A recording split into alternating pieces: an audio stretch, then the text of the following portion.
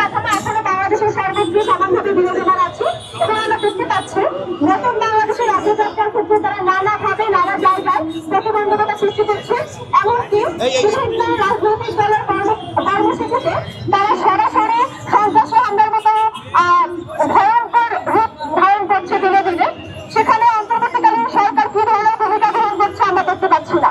আজকে আমাদের গোপালগঞ্জে যে ধরনের ঘটনা ঘটেছে এটা আমাদের জন্য অত্যন্ত হুমকি।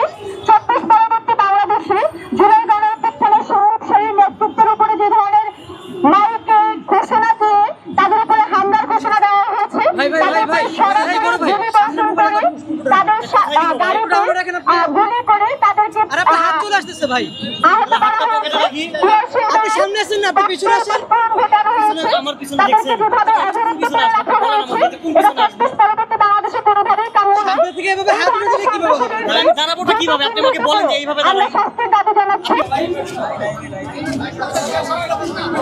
সাংবাদিক ভাই বোনেরা, গোপালগঞ্জের জুলাইয়ের সম্মুখসারী নেতাদের উপরে হামলা